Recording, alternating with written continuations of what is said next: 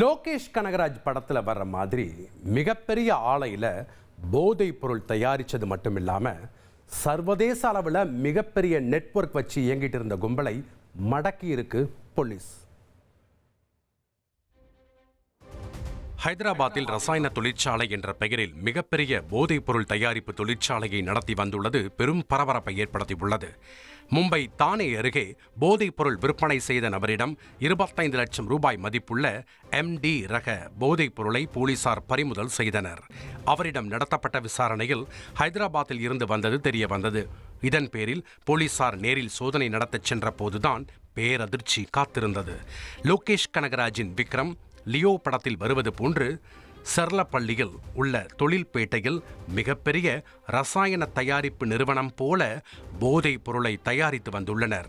இதில் சுமார் 12,000 கோடி ரூபாய் மதிப்புள்ள 32,000 லிட்டர் MD ரக போதைப் பொருளை பறிமுதல் செய்த போலீசார் IIT பட்டதாரி உட்பட 13 பேரை கைது செய்தனர்.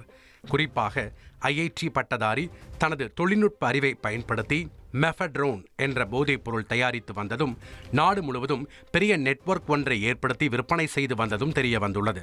மேலும் கைது செய்யப்பட்ட கும்பலுக்கு சர்வதேச அளவில் போதைப் பொருள் விற்பனையில் தொடர்பு இருப்பதும் விசாரணையில் கண்டுபிடிக்கப்பட்டுள்ளது.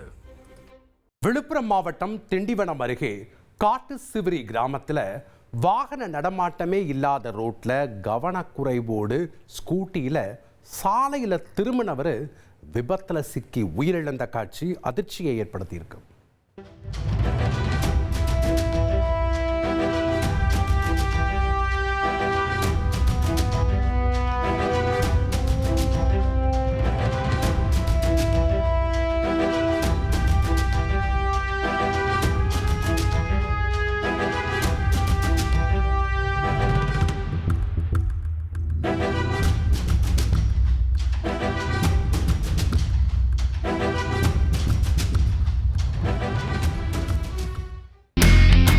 இனி செல்லும் இடமெல்லாம் செய்தி.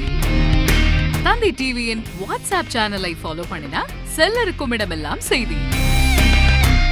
இதோ QR கோட் இப்பவே ஸ்கேன் பண்ணுங்க, ஃபாலோ பண்ணுங்க.